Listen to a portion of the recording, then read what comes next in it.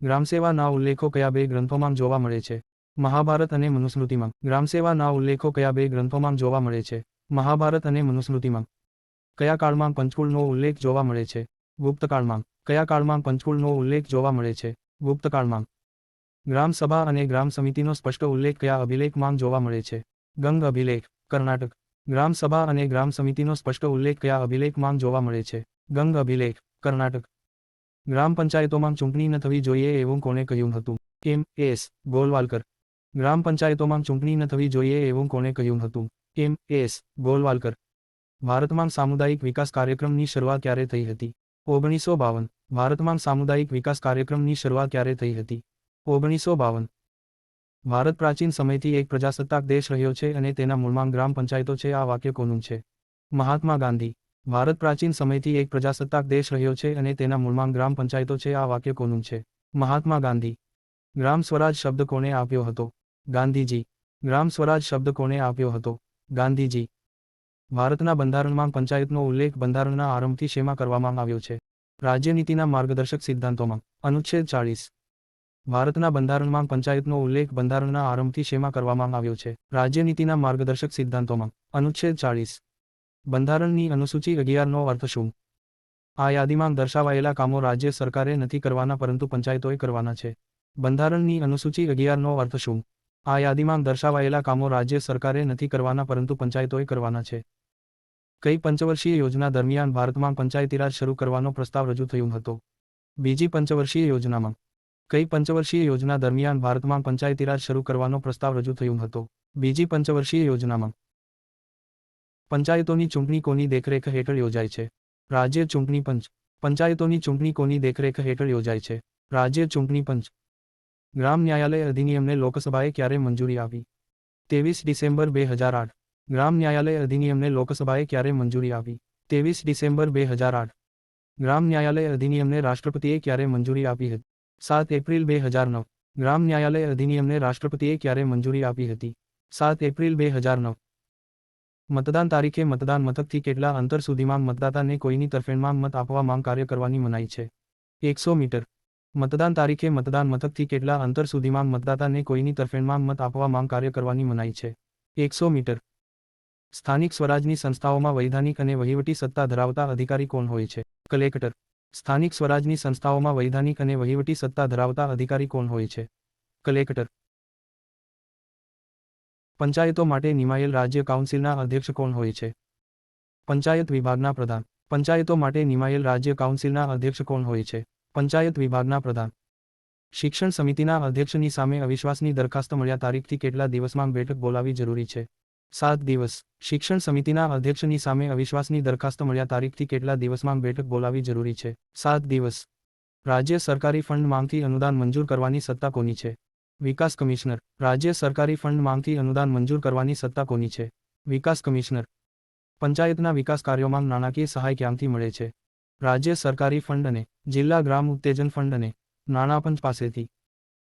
પંચાયતના વિકાસ કાર્યોમાં નાણાકીય સહાય ક્યાંથી મળે છે?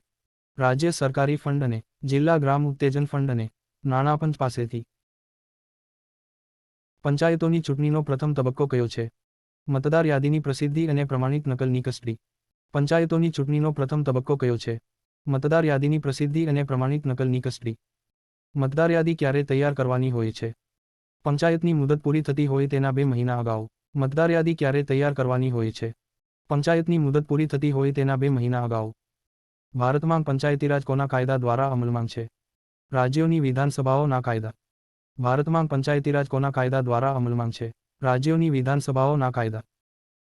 સામાજિક ન્યાય નિધિ માંગથી આર્થિક યોજનાઓ માટે કેટલી રકમ વાપરી શકાય છે? 40%. સામાજિક ન્યાય નિધિ માંગથી આર્થિક યોજનાઓ માટે કેટલી રકમ વાપરી શકાય છે? 40%. સામાજિક ન્યાય નિધિમાંથી બક્ષીપંચ માટે કેટલી રકમની જોગવાઈ કરી છે? 7%. સામાજિક ન્યાય નિધિમાંથી બક્ષીપંચ માટે કેટલી રકમની જોગવાઈ કરી છે? 7%. નાણાં ધીરધાર કરનાર કોઈપણ આદિવાસી વિસ્તારમાં રહેતા આદિવાસીને કોની પૂર્વ મંજૂરી વિના નાણાં ધીરી શકે નહીં? તાલુકા પંચાયત. નાણાં ધીરધાર કરનાર કોઈપણ આદિવાસી વિસ્તારમાં રહેતા આદિવાસીને કોની પૂર્વ મંજૂરી વિના નાણાં ધીરી શકે નહીં? તાલુકા પંચાયત. બિન વન વિસ્તારમાં ગામતળ બહારની કેટલી જમીન પંચાયતમાં નિહિત કરવામાં આવે છે? 100 ઢોર દીઠ 40 એકર. અને વન વિસ્તારની વાત હોય તો 100 ઢોર દીઠ 20 એકર. બિન વન વિસ્તારમાં ગામતળ બહારની કેટલી જમીન પંચાયતમાં નિહિત કરવામાં આવે છે?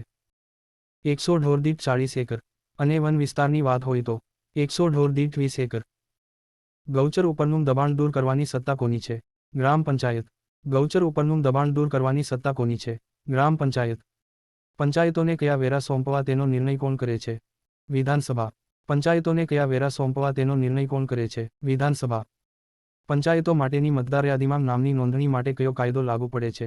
લોક પ્રતિનિધિત્વ ધારો 1993. પંચાયતો માટેની મતદાર યાદીમાં નામની નોંધણી માટે કયો કાયદો લાગુ પડે છે? લોક પ્રતિનિધિત્વ ધારો 1993. બળવંતરાય મહેતા સમિતિની ખામીઓને દૂર કરવા માટે કઈ સમિતિની રચના કરવામાં આવી હતી?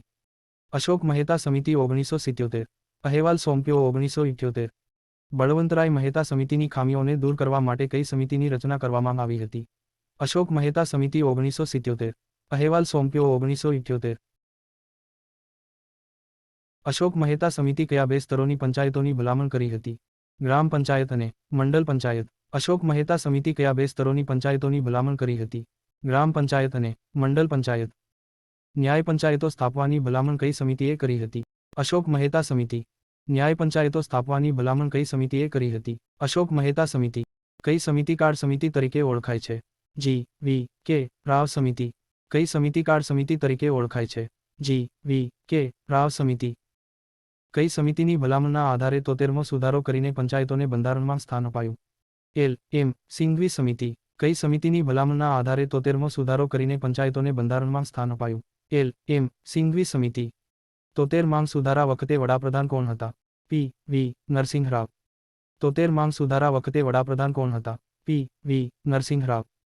કેટલી વસ્તી ધરાવતા રાજ્યમાં પંચાયતની રચના મરજિયાત છે? 20 લાખથી ઓછી. કેટલી વસ્તી ધરાવતા રાજ્યમાં પંચાયતની રચના મરજિયાત છે? 20 લાખથી ઓછી. 73 સુધારા દ્વારા પ્રથમવાર કોના માટે રાજકીય અનામત પ્રથા દાખલ થઈ? મહિલાઓ માટે. 73 સુધારા દ્વારા પ્રથમવાર કોના માટે રાજકીય અનામત પ્રથા દાખલ થઈ? મહિલાઓ માટે. પંચાયતી રાજ મંત્રીઓનું પ્રથમ ગોળમેજી સંમેલન ક્યાં અને ક્યારે યોજાયું હતું? 2004 કલકત્તા. પંચાયતી રાજ મંત્રીઓનું પ્રથમ ગોળમેજી સંમેલન ક્યાં અને ક્યારે યોજાયું હતું? 2004 કલકત્તા. થુંગન સમિતિની રચના કોણે કરી હતી? રાજીવ ગાંધી. થુંગન સમિતિની રચના કોણે કરી હતી? Rajiv Gandhi. Power to people સૂત્ર કોણે આપ્યું હતું? Rajiv Gandhi. Power to people સૂત્ર કોણે આપ્યું હતું? રાજીવ ગાંધી.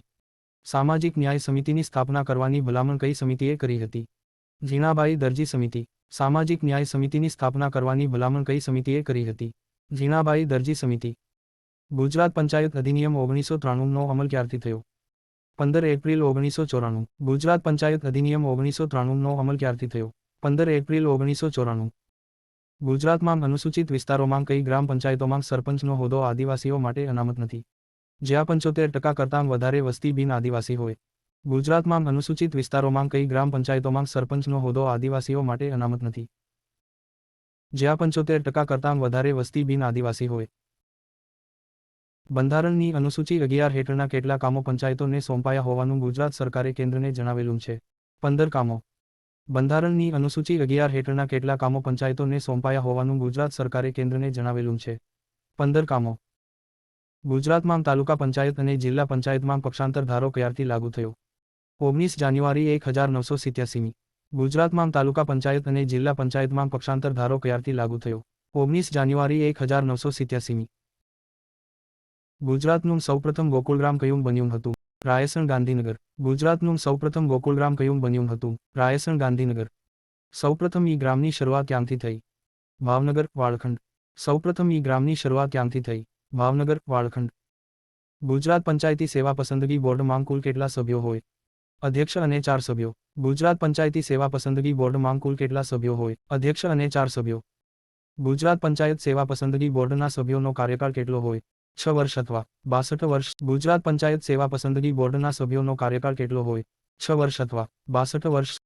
ગુજરાત સ્થાનિક સ્વરાજની સંસ્થાઓમાં જૂની બેઠકોમાં છેલ્લે વધારો ક્યારે કરવામાં આવ્યું?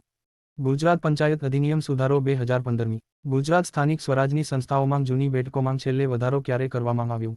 ગુજરાત પંચાયત અધિનિયમ સુધારો 2015. ભારતમાં ઈ વોટિંગની શરૂઆત સૌ પ્રથમ ક્યાં અને ક્યારે થઈ હતી? ગુજરાત 2010. ભારતમાં ઈ વોટિંગની શરૂઆત સૌ પ્રથમ ક્યાં અને ક્યારે થઈ હતી? ગુજરાત 2010 ગ્રામ પંચાયતમાં મતદાર કુલ કેટલા મત આપે છે? કોને કોને?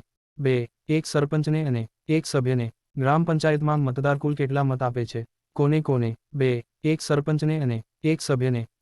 પંચાયત ધારામાં કુલ કેટલી કલમો છે? 279. પંચાયત ધારામાં કુલ કેટલી કલમો છે? 279. ગ્રામ પંચાયતની રચના માટે ઓછામાં ઓછી કેટલી વસ્તી હોવી જોઈએ? 500. ગ્રામ પંચાયતની રચના માટે ઓછામાં ઓછી કેટલી વસ્તી હોવી જોઈએ? 500. જૂથ પંચાયતમાંથી 2 પંચાયતો બનાવવી હોય તો ઓછામાં ઓછી કેટલી વસ્તી હોવી જોઈએ? 1000. જૂથ પંચાયતમાંથી 2 પંચાયતો બનાવવી હોય તો ઓછામાં ઓછી કેટલી વસ્તી હોવી જોઈએ? 1000. ગ્રામ પંચાયતની રચના માટે જમીન મહેસૂલની વાર્ષિક આવક કેટલી હોવી જોઈએ? 1000 રૂપિયા. ગ્રામ પંચાયતની રચના માટે જમીન મહેસૂલની વાર્ષિક આવક કેટલી હોવી જોઈએ? 1000 રૂપિયા. ગુજરાતમાં અલગ ગ્રામ પંચાયત રચવાની સત્તા કોને હોય છે? વિકાસ કમિશનર. ગુજરાતમાં અલગ ગ્રામ પંચાયત રચવાની સત્તા કોને હોય છે? વિકાસ કમિશનર. 3000 વસ્તી ધરાવતા ગામ માટે ગ્રામ પંચાયતમાં કેટલા સભ્યો હોય? 8 સભ્યો. એક સરપંચ. 3000 વસ્તી ધરાવતા ગામ માટે ગ્રામ પંચાયતમાં કેટલા સભ્યો હોય? 8 સભ્યો. એક સરપંચ. સરપંચની ચૂંટણી અંગે 73 સુધારામાં શું જોગવાઈ કરી છે? રાજ્યની વિધાનસભા કાયદો કરીને નક્કી કરે તે મુજબ સરપંચ ચૂંટાશે. સરપંચની ચૂંટણી અંગે 73 સુધારામાં શું જોગવાઈ કરી છે? રાજ્યની વિધાનસભા કાયદો કરીને નક્કી કરે તે મુજબ સરપંચ ચૂંટાશે. ગ્રામ પંચાયતના હિસાબનીશ કોણ હોય છે? તલાટી કમ મંત્રી. ગ્રામ પંચાયતના હિસાબનીશ કોણ હોય છે? તલાટી કમ મંત્રી. ગ્રામ પંચાયતની બેઠક ગ્રામસભાના કેટલા દિવસ અગાઉ મળે છે? 1 દિવસ અગાઉ. ગ્રામ પંચાયતની બેઠક ગ્રામસભાના કેટલા દિવસ અગાઉ મળે છે? 1 દિવસ અગાઉ. ગ્રામ પંચાયતની સામાન્ય સભા કેટલા દિવસની નોટિસથી મળે છે? 5 દિવસ. ગ્રામ પંચાયતની સામાન્ય સભા કેટલા દિવસની નોટિસથી મળે છે? 5 દિવસ. ગ્રામ પંચાયતની ખાસ બેઠક કેટલા દિવસની નોટિસથી મળી શકે છે? 3 દિવસ. ગ્રામ પંચાયતની ખાસ બેઠક કેટલા દિવસની નોટિસથી મળી શકે છે? 3 દિવસ. ગ્રામ પંચાયતના સરપંચ કે ઉપસરપંચને કોણ સસ્પેન્ડ કરી શકે છે? જિલ્લા વિકાસ અધિકારી. ગ્રામ પંચાયતના સરપંચ કે ઉપસરપંચને કોણ સસ્પેન્ડ કરી શકે છે? જિલ્લા વિકાસ અધિકારી. ગ્રામ પંચાયતની ચૂંટણી માટેની મતદાર યાદી તૈયાર કરવાનું કામ કોણ કરે છે? રાજ્ય ચૂંટણી પંચ. ગ્રામ પંચાયતની ચૂંટણી માટેની મતદાર યાદી તૈયાર કરવાનું કામ કોણ કરે છે? રાજ્ય ચૂંટણી પંચ. ગ્રામ પંચાયતની મતદાર યાદીમાં નામ નોંધાવવા માટે કોનો સંપર્ક કરવાનો રહે છે? મામલતદાર. ગ્રામ પંચાયતની મતદાર યાદીમાં નામ નોંધાવવા માટે કોનો સંપર્ક કરવાનો રહે છે? મામલતદાર. ગ્રામ પંચાયતોમાં કયા કરવેરા ફરજિયાત હોય છે? મહેસૂલ વેરો અને ઘર વેરો. ગ્રામ પંચાયતોમાં કયા કરવેરા ફરજિયાત હોય છે? મહેસૂલ વેરો અને ઘર વેરો. ગ્રામ પંચાયતોમાં કુલ સભ્ય સંખ્યા નક્કી કરવાની સત્તા કોની છે? કલેક્ટરની. ગ્રામ પંચાયતોમાં કુલ સભ્ય સંખ્યા નક્કી કરવાની સત્તા કોની છે? કલેક્ટરની. ગ્રામ પંચાયત દોષિત ઠરે તો તેને કોણ બરખાસ્ત કરી શકે છે? રાજ્ય સરકાર. ગ્રામ પંચાયત દોષિત ઠરે તો તેને કોણ બરખાસ્ત કરી શકે છે? રાજ્ય સરકાર. દરેક ગ્રામ પંચાયતે પોતાના સાધનોમાંથી થતી આવકનો કેટલા ટકા હિસ્સો દર વર્ષે જિલ્લાના વિકાસ ફંડમાં જમા કરાવવાનો હોય છે? 10%. દરેક ગ્રામ પંચાયતે પોતાના સાધનોમાંથી થતી આવકનો કેટલા ટકા હિસ્સો દર વર્ષે જિલ્લાના વિકાસ ફંડમાં જમા કરાવવાનો હોય છે? 10%. ગૌચરની જમીન અન્ય હેતુ માટે વાપરતા પહેલા કોની મંજૂરી લેવી જરૂરી છે? ગ્રામ પંચાયત. ગૌચરની જમીન અન્ય હેતુ માટે વાપરતા પહેલા કોની મંજૂરી લેવી જરૂરી છે? ગ્રામ પંચાયત. ગુજરાત સરકારે ગ્રામ પંચાયત માટે કેટલા વેરાઓ ઉઘરાવવાનું ફરજિયાત ઠરાવ્યું છે? 3 વેરા. ગુજરાત સરકારે ગ્રામ પંચાયત માટે કેટલા વેરાઓ ઉઘરાવવાનું ફરજિયાત ઠરાવ્યું છે? 3 વેરા. ગુજરાત પંચાયત ધારો 1993 અનુસાર ગ્રામ પંચાયતોને કેટલા કામ સોંપાયા છે? 112. ગુજરાત પંચાયત ધારો 1993 અનુસાર ગ્રામ પંચાયતોને કેટલા કામ સોંપાયા છે? 112. જો કોઈ વેરા ન ભરે તો તેની મિલકત જપ્તીનો હુકમ કોણ કાઢે છે? ગ્રામ પંચાયત. જો કોઈ વેરા ન ભરે તો તેની મિલકત જપ્તીનો હુકમ કોણ કાઢે છે? ગ્રામ પંચાયત. જો ગ્રામ પંચાયત ગૌચર દબાણો દૂર ન કરી શકે તો તે દૂર કરવાની સત્તા કોને છે? તાલુકા વિકાસ અધિકારી. જો ગ્રામ પંચાયત ગૌચર દબાણો દૂર ન કરી શકે તો તે દૂર કરવાની સત્તા કોને છે? તાલુકા વિકાસ અધિકારી. ગૌચરની જમીન કેવી રીતે વધારી શકાય છે? ગ્રામ પંચાયત ઠરાવ કરીને કલેક્ટર સમક્ષ માંગણી કરે છે. ગૌચરની જમીન કેવી રીતે વધારી શકાય છે? ગ્રામ પંચાયત ઠરાવ કરીને કલેક્ટર સમક્ષ માંગણી કરે છે. ગૌચરની જમીન ગ્રામ પંચાયત પાસેથી કોણ પરત લઈ શકે છે? કલેક્ટર. ગૌચરની જમીન ગ્રામ પંચાયત પાસેથી કોણ પરત લઈ શકે છે? કલેક્ટર. કઈ નિધિમાં ગ્રામ પંચાયતે ફાળો આપવાનો હોય છે? જિલ્લા વિકાસ નિધિમાં. કઈ નિધિમાં ગ્રામ પંચાયતે ફાળો આપવાનો હોય છે? જિલ્લા વિકાસ નિધિમાં. ગ્રામ પંચાયતે જમીન મહેસૂલની કુલ આવકના કેટલા ટકા રકમ શિક્ષણ માટે વાપરવાની હોય છે? 5%. ગ્રામ પંચાયતે જમીન મહેસૂલની કુલ આવકના કેટલા ટકા રકમ શિક્ષણ માટે વાપરવાની હોય છે? 5%. ગ્રામ પંચાયતના બજેટમાં કુલ મહેસૂલી આવકની કેટલા ટકા જોગવાઈ ખેતીવાડી માટે કરવી જરૂરી છે? 15%. ગ્રામ પંચાયતના બજેટમાં કુલ મહેસૂલી આવકની કેટલા ટકા જોગવાઈ ખેતીવાડી માટે કરવી જરૂરી છે? 15%. ગ્રામવન ઊભું કરવા માટે કોને ઠરાવ કરવાનો હોય છે? ગ્રામ પંચાયત. ગ્રામવન ઊભું કરવા માટે કોને ઠરાવ કરવાનો હોય છે? ગ્રામ પંચાયત. ગ્રામ પંચાયતના હિસાબોના ઓડિટની નોંધ કોને મોકલવામાં આવે છે? તાલુકા પંચાયતને. ગ્રામ પંચાયતના હિસાબોના ઓડિટની નોંધ કોને મોકલવામાં આવે છે? તાલુકા પંચાયતને. જમીન મહેસૂલ વસૂલાત કરવાનું કામ કોનું છે? ગ્રામ પંચાયત. જમીન મહેસૂલ વસૂલાત કરવાનું કામ કોનું છે? ગ્રામ પંચાયત. ગ્રામ પંચાયતનો ઠરાવ કે આદેશ કાયદા વિરુદ્ધ હોય તો મનાઈ હુકમ આપવાની સત્તા કોની છે? તાલુકા વિકાસ અધિકારીની. ગ્રામ પંચાયતનો ઠરાવ કે આદેશ કાયદા વિરુદ્ધ હોય તો મનાઈ હુકમ આપવાની સત્તા કોની છે? તાલુકા વિકાસ અધિકારીની. આદિવાસી વિસ્તારોમાં સરપંચની અનામત બેઠક અંગેની જોગવાઈમાં ફેરફાર કરતું જાહેરનામું ગુજરાતમાં ક્યારે બહાર પડ્યું હતું? 2001. આદિવાસી વિસ્તારોમાં સરપંચની અનામત બેઠક અંગેની જોગવાઈમાં ફેરફાર કરતું જાહેરનામું ગુજરાતમાં ક્યારે બહાર પડ્યું હતું? 2001. કયા રાજ્યમાં ગ્રામ પંચાયતને ગ્રામસભા પ્રત્યે જવાબદાર બનાવવામાં આવેલ છે? પશ્ચિમ બંગાળ. કયા રાજ્યમાં ગ્રામ પંચાયતને ગ્રામસભા પ્રત્યે જવાબદાર બનાવવામાં આવેલ છે? પશ્ચિમ બંગાળ. ગ્રામ પંચાયતની પાણી સમિતિમાં કાયમી આમંત્રિત સભ્યો કોણ હોય છે? ગ્રામ સેવક, આંગણવાડી કાર્યકર અને આરોગ્ય કાર્યકર. ગ્રામ પંચાયતની પાણી સમિતિમાં કાયમી આમંત્રિત સભ્યો કોણ હોય છે? ગ્રામ સેવક, આંગણવાડી કાર્યકર અને આરોગ્ય કાર્યકર. અવિશ્વાસની દરખાસ્ત બોલાવવા સરપંચ નિષ્ફળ જાય તો પંચાયત મંત્રી તેની જાણ કરે છે? તાલુકા વિકાસ અધિકારીને. અવિશ્વાસની દરખાસ્ત બોલાવવા સરપંચ નિષ્ફળ જાય તો પંચાયત મંત્રી તેની જાણ કરે છે? તાલુકા વિકાસ અધિકારીને. પંચાયતની થતી આવક શામાં જમા થાય છે? ગ્રામ ફંડમાં. પંચાયતની થતી આવક શામાં જમા થાય છે? ગ્રામ ફંડમાં. ભારત સરકારની ગ્રામ વિકાસ એજન્સી મારફતે ગ્રામ પંચાયતોમાં કયા 5 ગ્રામ મિત્રો હોય છે? વિકાસ, આરોગ્ય, કૃષિ, શિક્ષણ અને જન. ભારત સરકારની ગ્રામ વિકાસ એજન્સી મારફતે ગ્રામ પંચાયતોમાં કયા 5 ગ્રામ મિત્રો હોય છે? વિકાસ, આરોગ્ય, કૃષિ, શિક્ષણ અને જન. ગ્રામ પંચાયત પર કોનું નિયંત્રણ હોય છે? તાલુકા વિકાસ અધિકારી, જિલ્લા પંચાયત અને વિકાસ કમિશનર. ગ્રામ પંચાયત પર કોનું નિયંત્રણ હોય છે? તાલુકા વિકાસ અધિકારી, જિલ્લા પંચાયત અને વિકાસ કમિશનર. ગ્રામ પંચાયત વિસ્તારમાં મકાનના બાંધકામ માટે કોને અરજી કરવાની હોય છે? સરપંચ. ગ્રામ પંચાયત વિસ્તારમાં મકાનના બાંધકામ માટે કોને અરજી કરવાની હોય છે? સરપંચ. ગામમાં રાષ્ટ્રીય સેવા યોજના હેઠળ શિબિર ગોઠવવા કોને અરજી કરવાની હોય છે? તાલુકા વિકાસ અધિકારીને. ગામમાં રાષ્ટ્રીય સેવા યોજના હેઠળ શિબિર ગોઠવવા કોને અરજી કરવાની હોય છે? તાલુકા વિકાસ અધિકારીને. ગામમાં આરોગ્ય કેન્દ્રો અને કુટુંબ નિયોજન કેન્દ્રો ઊભા કરવાની જવાબદારી કોની છે? જિલ્લા પંચાયતની. ગામમાં આરોગ્ય કેન્દ્રો અને કુટુંબ નિયોજન કેન્દ્રો ઊભા કરવાની જવાબદારી કોની છે? જિલ્લા પંચાયતની. ગ્રામ પંચાયત મંત્રીની પરચુરણ રજા કોણ મંજૂર કરી શકે છે? સરપંચ. ગ્રામ પંચાયત મંત્રીની પરચુરણ રજા કોણ મંજૂર કરી શકે છે? સરપંચ. ગામની સરહદમાં રસ્તે રખડતા ઢોરોને પકડવાની કે ડબ્બામાં પૂરવાની જવાબદારી કોની છે? જે તે વિસ્તારના પોલીસ અધિકારી અને પંચાયતે નિમેલ ચોકીદારની. ગામની સરહદમાં રસ્તે રખડતા ઢોરોને પકડવાની કે ડબ્બામાં પૂરવાની જવાબદારી કોની છે? જે તે વિસ્તારના પોલીસ અધિકારી અને પંચાયતે નિમેલ ચોકીદારની. ઢોર પૂરવાના ડબ્બાની વ્યવસ્થા કરવાની ફરજ કોની છે? ગ્રામ પંચાયત. ઢોર પૂરવાના ડબ્બાની વ્યવસ્થા કરવાની ફરજ કોની છે? ગ્રામ પંચાયત.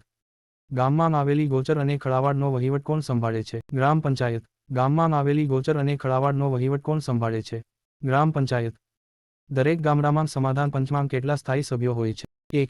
દરેક ગામડામાં સમાધાન પંચમાં કેટલા સ્થાયી સભ્યો હોય છે? 1.